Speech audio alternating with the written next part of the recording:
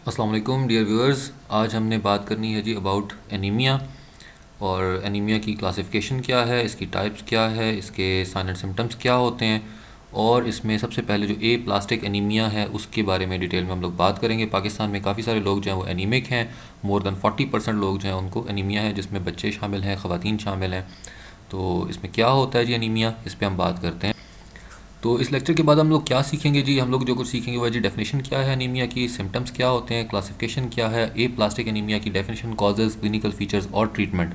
इस पर हम लोगों ने बात करनी है कि ए प्लास्टिक एनीमिया क्या होता है, उसकी वजूहात क्या हैं, उसके अलामात क्या हो सकती हैं और उसका इलाज किस तरीके से किया जाता है। तो एनीमिया क्या है जी, इसकी definition. Anaemia may be defined as the decreased level of HP percentage in the blood below the reference level for the age and sex of the individual.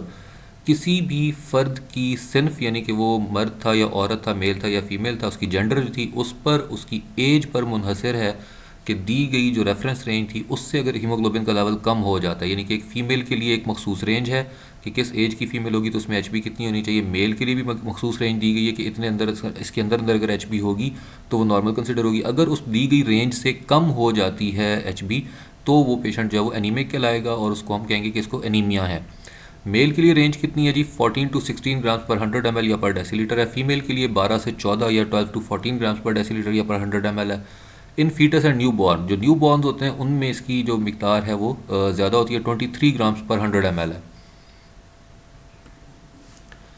Symptoms of anaemia क्या हो सकते हैं? सबसे पहले तो ये कि सिम्टम क्या होता है जी, a physical or mental feature that is regarded as indicating a condition of disease is called a symptom. कोई भी ऐसी ज़ाहिरी या उसकी दिमागी हालत जो कि इशारा दे रही हो, बता रही हो किसी बीमारी के बारे में, उसको हम कहते हैं कि वो एक सिम्टम है। Symptoms of anaemia can be classified into two groups. अब दो ग्रुप्स हम बना सकते हैं सिम्टम्स के जो कि एनीमिया से रिलेट करते हैं। एक होते हैं जी general symptoms, common in all anaemias. जितने भी एनीमियाज हैं, जितनी भी किस्म के एनीमियाज हैं, उसमें सब के अंदर जो अलामात ज़ाहिर होती हैं उसको हम कहते हैं वो जनरल सिम्टम्स होते हैं। स्पेसिफिक सिम्टम्स कौन से होते हैं? जो किसी एक मखसूस एनीमिया के अंदर ज़ाहिर होते हैं लेकिन बाकी दूसरे एनीमियाज़ के अंदर वो ज़ाहिर नहीं होते। स्पेसिफिक सिम्टम्स हमें एनीमिया की टाइप के बारे में इशारा दे सकते हैं। जनरल सिम्टम्स हमें सिर्फ एनीमिया के बारे में बताते हैं, एनीमिया की टाइप के बारे में नहीं बताते हैं। जनरल सिम्टम्स ऑफ एनीमिया क्या हो सकते हैं जी? जनरल सिम्टम्स में हम कहते हैं कि जी these symptoms are common in nearly all types of anaemia. जितनी भी एनीमिया की टाइप्स हैं उनके अंदर ये सिम्टम्स जो हैं ये नियरली कॉमन होते हैं, तकरीबन सब के अंदर ये सिम्टम्स पाए जाते हैं। क्या क्या हैं जी? Yellow eyes, skin and nails. Pallor, pallor का मतलब क्या होगा जी? पेल हो जाना, रंगत का पीला पड़ जाना, जर्दी माइल हो जाना, आंखें जर्दी माइल हो सकती हैं। उसके बाद उसकी स्किन जो है वो, सबसे मेन ये कि स्किन और नेल जो होंगे ये उसके येलोइश हो जाएंगे। मस्कुलर वीकनेस है जी, असाबी कमज़ोरी, मसल्स कमज़ोर हो चुके होंगे, उसके काम करने में इंटॉलरेंस होगी, इंटॉलरेंस टू एक्सरसाइज होगी, वर्जिश वगैरह करना वो बर्दाश्त नहीं करेगा, बहुत जल्दी थक जाएगा। शॉर्टनेस ऑफ ब्रेथ होगा, कोल्ड हैंड्स एंड फीट, हाथ और पाँव ठंडे रहेंगे। हाइपोटेंशन, पीपी लो हो सकता है। पैल्पिटेशंस, पसीना आ सकता है, ठंडे पसीने आना जिसको हम कहते हैं। रैपिड हार्ट रेट, उसका जो दिल की धड़कन है वो तेज़ होगी। फटीग, थकावट रहेगी बहुत ज़्यादा। इसके अलावा पाउंडिंग इन ईयर्स और काफ़ी सारी चीज़ें हैं जो कि कुछ लोगों में ज़ाहिर होती हैं, कुछ में ज़ाहिर नहीं होती हैं। ज़रूरी नहीं कि तमाम सिम्टम्स जो थे ये ज़ाहिर होंगे किसी एनीमिक पेशेंट में। इनमें से कुछ ज़ाहिर होते हैं, कुछ नहीं ज़ाहिर होते। ठीक है, तो डिफरेंट लोगों के ऊपर डिपेंड करता है। नेक्स्ट है जी स्पेसिफिक सिम्टम्स ऑफ एनीमिया। अब स्पेसिफिक क्या है? जो मखसूस होंगे। ठीक है जी, the symptoms are specific to the type of anaemia, कि जिस टाइप का एनीमिया है उसके साथ मखसूस होंगे। मिसाल के तौर पे कोलोनिकियास। कोलोनिकियास क्या चीज़ है जी? Spoon shaped nails. साथ इसके तस्वीर में भी आपको नज़र आ रहा होगा कि जो नाखून है वो सेंटर से बैठा हुआ है, पिचका हुआ है, एक स्पून की तरह, चम्मच की तरह की शक्ल है उसकी। ये किसमें होगा जी? आयरन डेफिशिएंसी एनीमिया में। तो ये क्या है? ये एक स्पेसिफिक सिम्टम है। ठीक है जी, एक मखसूस अलामत है जो सिर्फ आयरन डेफिशिएंसी एनीमिया में सामने आता है। तो जब हम टाइप्स डिस्कस करते हैं तो उन टाइप्स में हम सब की जो स्पेसिफिक सिम्टम्स हैं उनको हम साथ साथ डिस्कस करते रहेंगे। Classification of anaemia. अब एनीमिया को हम क्लासीफाई कैसे करते हैं जी? Anaemias are classified on the basis of the cause of anaemia. Anaemia को हम क्लासिफाई करेंगे कि एनीमिया हुआ किस वजह से था, क्योंकि एनीमिया बजाते खुद बीमारी नहीं है, एक सिम्टम है, एक अलामत है। उसके पीछे रूट कॉज हमेशा कुछ और होता है। तो जो उसका बेस कॉज था या जिसकी वजह से एनीमिया हुआ था उसकी बुनियाद पर हम तकसीम करते हैं एनीमिया को मुख्तलिफ ग्रुप्स के अंदर। First is the blood loss anaemia. तो सबसे पहला ग्रुप हमारे पास क्या है? Blood loss anaemia. Blood loss किसी भी वजह से होगा, अगर खून के ज़ाया होने की वजह से एनीमिया है तो वह एनीमिया ब्लड लॉस एनीमिया कहलाएगा। दूसरा रीज़न क्या हो सकता है? ये दूसरा ग्रुप कौन सा है जी हमारे पास? Increased rate of destruction of RBCs. जब रेड ब्लड सेल्स के टूटने की, तबाह होने की, मरने की शरह बढ़ जाती है, कि बॉडी के अंदर ही रेड ब्लड सेल्स को नुकसान पहुंचना शुरू होता है और वो मरना शुरू कर देते हैं, टूटना शुरू कर देते हैं किसी भी बीमारी की वजह से, किसी केमिकल के ज़ेरे असर, किसी भी वजह से, ठीक है। तो उसको हम कहेंगे increase rate of destruction of RBC. तो ये हो गया दूसरा रीज़न। पहला हो गया ब्लड लॉस, दूसरा हो गया increase rate of destruction of RBCs. अब थर्ड पे आ जाते हैं जी इम्पेयर्ड रेड सेल प्रोडक्शन। तीसरी वजह क्या होती है कि रेड सेल्स हमारी बॉडी में पैदा भी होते हैं, मरते भी हैं। तो जो उनके पैदा होने का जो अमल था, जो उनकी प्रोडक्शन थी, प्रोडक्शन के दौरान वो सही प्रोड्यूस नहीं होते, उन्हीं ऐसे रेड सेल्स बनते हैं जो काम करने के काबिल नहीं होते हैं। ये भी किसी बीमारी की वजह से ही होता है। तो इम्पेयर्ड रेड सेल प्रोडक्शन इसका हो गया तीसरा कॉज। अब सबसे पहले हमने बात करनी है जी अबाउट ब्लड लॉस एनीमिया के ब्लड लॉस एनीमिया क्या है। This type of anaemia is caused by blood loss and is of two types. अब ब्लड लॉस की वजह से ये एनीमिया होगा, इसकी दो किस्में हैं। First of all is the acute post haemorrhagic anaemia, trauma या सर्जरी। किसी की कोई सर्जरी होती है, ऑपरेशन होता है, तो उसका जाहिर सी बात है सर्जरी के दौरान ब्लड लॉस होता है, ठीक है। ट्रॉमा किसी को बहुत गहरी चोट लगती है, कोई खुदा न खास्ता गन शॉट है, रोड एक्सीडेंट है, कोई इस तरह की चीज़ को बहुत गहरी चोट लगी है, ब्लीडिंग बहुत ज़्यादा हो गई है, तो उसको हम क्या कहते हैं एक्यूट पोस्ट हेमरेजिक एनीमिया, कि हेमरेज होने की वजह से, खून के बह जाने की वजह से उसको एनीमिया हुआ है, कोई चोट लगी थी, सर्जरी हुई थी, उसकी वजह से। जो सेकंड ग्रुप हमारे पास आ रहा है जी ब्लड लॉस एनीमिया में, सेकंड टाइप जो आ रही है that is chronic haemorrhagic anaemia. अब क्रॉनिक हेमरेजिक एनीमिया में क्या होगा, कोई ऐसी बीमारी थी उस बंदे को कि जिसकी वजह से उसका थोड़ा थोड़ा ब्लड जो था वो डेली बेसिस पर ज़ाया होता रहा है या मुसलसल उसको ब्लीडिंग होती रही है, ठीक है। अब बहुत ज़्यादा ब्लीडिंग नहीं हो रही है, थोड़ी थोड़ी हो रही है, लेकिन क्योंकि डेली बेसिस पे ये रेगुलरली हो रही है, ठीक है, रेगुलर इंटरवल्स पे हो रही है, इस वजह से हो सकता है। जिसमें क्या है जी पेप्टिक अल्सर्स हो सकते हैं। पेप्टिक अल्सर जैसे कि मैदे या आंतों के अंदर जख्म का बन जाना, ठीक है, उसमें से ब्लीडिंग हो सकती है। इसके बाद जी पैरासिटिक इन्फेस्टेशन हो सकती है। पेट के कीड़े वगैरह अगर किसी बच्चे में होंगे, आमतौर पर बच्चे जो मट्टी खाते हैं उनमें होता है कि पेट में कीड़े पड़ जाते हैं, बेली स्वेल कर जाती है, काफ़ी सारे उसकी भी आगे चीज़ें। मैलिग्नेंसी मीन्स ट्यूमर्स वगैरह, रसौलियाँ वगैरह किसी की बॉडी में होंगी तो उसकी बॉडी में भी हेमरेज हो सकता है। इसके बाद क्या जी ब्लीडिंग डिसऑर्डर्स हैं, खून की कोई और ऐसी खराबी जिसमें ब्लीडिंग आती है, एपिस्टेक्सिस वगैरह को और इस तरह की चीज़ें हो सकती हैं, ठीक है। तो ये सारी चीज़ें जो होंगी क्रॉनिक हेमरेजिक एनीमिया के अंदर। नेक्स्ट है जी increased rate of destruction of RBCs के रेड ब्लड सेल्स तेजी से तबाह होना शुरू हो जाएंगे। कैसे तेजी से तबाह होंगे जी, in this type of anaemia rate of destruction of RBCs increases. अब रेड ब्लड सेल्स की वैसे तो एक एवरेज लाइफ होती है बिटवीन 80 to 120 डेज, 80 से 120 दिन तक जिंदा रहना, 120 दिन के बाद उसने मर जाना है। लेकिन अगर किसी वजह से वो जल्दी मरना शुरू कर देते हैं, ठीक है, तो उसमें क्या हो सकता है, उसमें उसको हम कहते हैं जी हीमोलिटिक एनीमिया, ठीक है जी। अब इसमें क्या होगा, हीमोलिटिक एनीमिया में क्या होगा, हमारे पास आगे टाइप्स आ रही है जी intrinsic to RBCs and extrinsic to RBCs. कि रेड सेल्स मरना शुरू करते हैं। एक में क्या होगा, इंट्रिंसिक का मतलब है जिसकी वजह खुद रेड ब्लड सेल्स हैं, यानी वो जीन्स जो रेड ब्लड सेल्स को बना रही थी या चला रही थी उसमें कोई खराबी आई थी, रेड ब्लड सेल्स सही नहीं थे, उनकी लाइफ कम हो गई। एक्सट्रिंसिक का मतलब क्या होगा, जब बाहर से कोई चीज़ उसके ऊपर अटैक कर रही है, चाहे वो कुछ भी है, यानी सेल के अपने अलावा कोई और चीज़ अगर जिम्मेदार है सेल की डिस्ट्रक्शन की, then it is known as the extrinsic to RBCs. अब इंट्रिंसिक में क्या होगा जी, मेम्ब्रेन डिफेक्ट्स हो सकते हैं कि सेल मेम्ब्रेन जो थी रेड ब्लड सेल्स की वो सही नहीं थी, एंजाइम्स की कोई डेफिशिएंसी थी, या हीमोग्लोबिनोपैथी से हीमोग्लोबिन के अंदर कोई फॉल्ट आ गया था, ठीक है। एक्सट्रिंसिक में क्या हो सकता है जी, ऑटो इम्यून और iso immune disorders. Iso immune को हम लोग एलो इम्यून्स भी कहते हैं।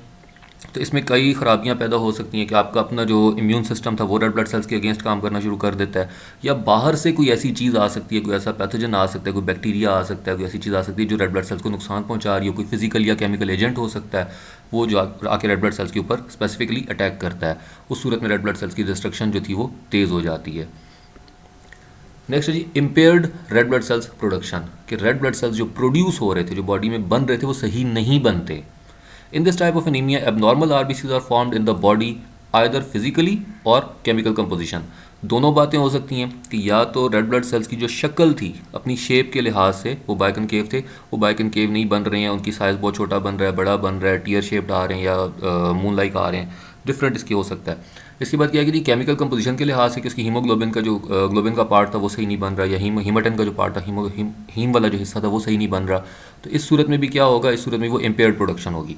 अब इम्पेयर्ड रेड ब्लड सेल्स की प्रोडक्शन क्यों होती है जी, number one is the iron deficiency, जो सबसे कॉमन चीज़ है पाकिस्तान में।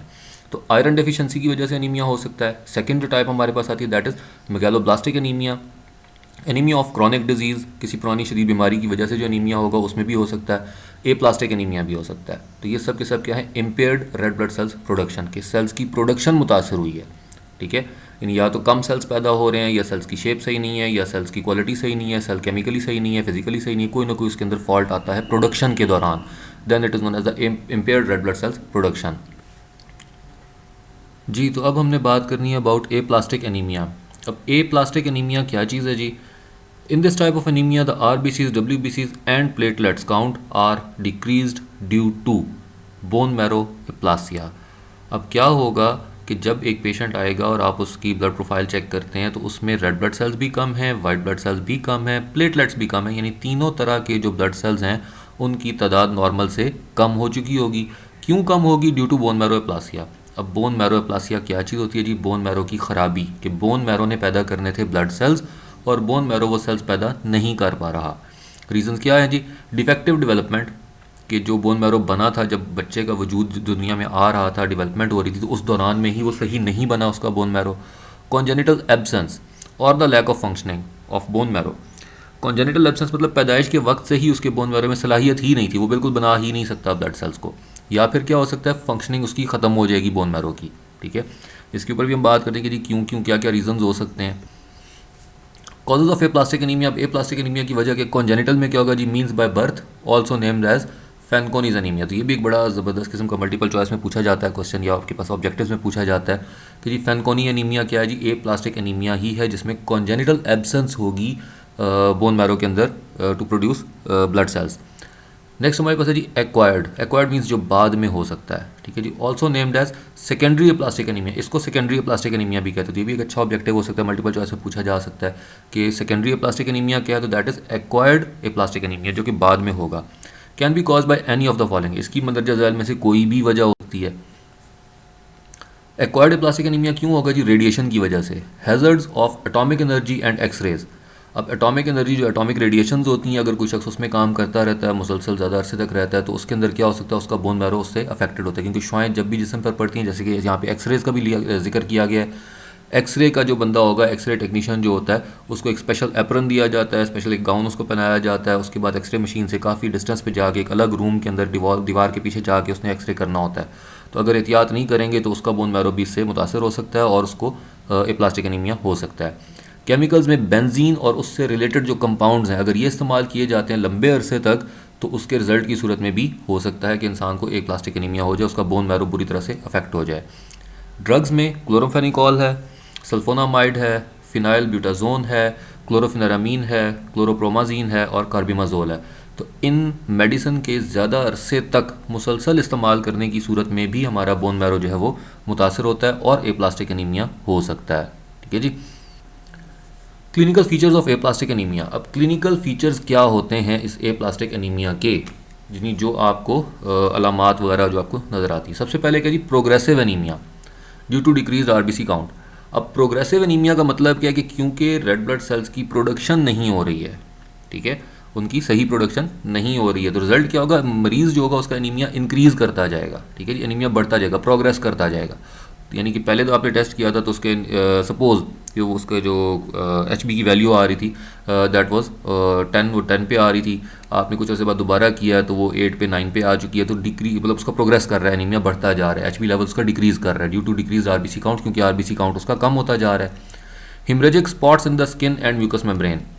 अब स्किन और म्यूकस मेम्ब्रेन ये स्पेसिफिक सिम्टम है। ठीक है जी, उसकी जिल्द के ऊपर और उसकी म्यूकस मेम्ब्रेन के ऊपर आपको रेड कलर के स्पॉट से नुक्ते नुक्ते से नजर आएंगे हीमरेज के। ठीक है जी। Bleeding from gums and epistaxis, उसके नाक से नक्सीर जिसको हम कहते हैं वो उसका बहना, मसूड़ों से खून का आना ड्यू टू थ्रोम्बोसाइटोपिनिया। अब इसमें रीज़न क्या है? क्योंकि एप्लास्टिक एनीमिया में प्लेटलेट्स भी कम हो रहे हैं, तो उसको हम कहते हैं थ्रोम्बोसाइटोपिनिया। तो प्लेटलेट्स के कम होने की वजह से ब्लीडिंग डिसऑर्डर्स होंगे और उसके रिजल्ट में स्किन के ऊपर स्पॉट्स भी बनेंगे, उसके रिजल्ट में उसके गम्स से मसूड़ों से खून भी आएगा। ठीक है जी। इसके बाद जी फीवर विद अल्सर्स, बुखार रहेगा, साथ उसको मुंह का अल्सर हो सकता है। In the oral cavity and throat are seen due to granulocytopenia, क्योंकि बॉडी में वाइट ब्लड सेल्स की भी कमी हो चुकी है, इस वजह से उसकी जो ओरल कैविटी थी, क्योंकि ओरल कैविटी के अंदर काफ़ी सारे बैक्टीरियाज और चीज़ें होती हैं जो कि नॉर्मली हमें बीमार नहीं कर सकते, लेकिन अगर हमारी इम्यूनिटी कॉम्प्रोमाइज़ होती है तो वो अपनी जो पैथोजेनेसिटी है उसको वो जाहिर कर देते हैं बीमारी की सूरत में। तो क्या होगा? ग्रेनुलोसाइटोपिनिया की वजह से फीवर और अल्सर्स होने शुरू हो जाएंगे, बुखार रहना, गला ख़राब होना, मुंह का पक जाना, इस किस्म की अलामात जो है वो शो करेगा।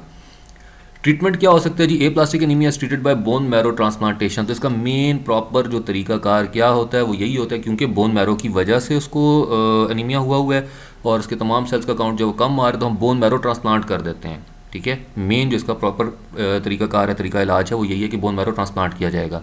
Regular red cell concentration transfusion, regular basis पे, क्योंकि रेड ब्लड सेल्स का काउंट कम हो चुका है तो रेगुलर बेसिस पे उसको ब्लड लेके ब्लड लगाया जाएगा। प्लेटलेट ट्रांसफ्यूजन, प्लेटलेट्स लगाने पड़ेंगे अगर थ्रोम्बोसाइटोपिनिया है तो। और साथ क्या है जी, use of antibiotics and steroids. अब एंटीबायोटिक्स और स्टेरॉइड्स हम इस्तेमाल करवाते हैं ताकि उसको इन्फेक्शंस वगैरह से बचाया जा सके, क्योंकि ग्रैनुलोसाइटोपिनिया भी हो चुका है, उसकी बॉडी में ग्रैनुलोसाइट्स जो थे या वाइट ब्लड सेल्स थे वो भी कम हो चुके हैं, प्लेटलेट्स भी कम हो चुके हैं, प्लस रेड सेल्स भी कम हो चुके हैं। तो रेड सेल्स के लिए तो हम सप्लीमेंट नहीं दे सकते, उसके लिए तो हम यही करते हैं कि रेड सेल्स को हम ट्रांसफ्यूज़ करते हैं, लगाते हैं लेके किसी दूसरे सेहतमंद इंसान से। अब प्लेटलेट्स की कमी से ब्लीडिंग डिसऑर्डर्स होंगे, और एंटीबायोटिक्स इस्तेमाल करवाते हैं ताकि उसकी बॉडी की इम्यूनिटी स्ट्रांग रहे और जो बैक्टीरियाज वगैरह हैं उसको इन्फेक्शन का बायस ना बन सकें। थैंक्स फॉर वॉचिंग जी। और आप हमसे क्वेश्चन वगैरह पूछ सकते हैं कमेंट सेक्शन में, हमें सजेशंस दे सकते हैं। प्लीज़ लाइक करें, शेयर करें, सब्सक्राइब करें, because we make it easier to study. तो ईजी स्टडी आप ही का चैनल है, तो प्लीज़ इसको सपोर्ट करें। Thanks a lot.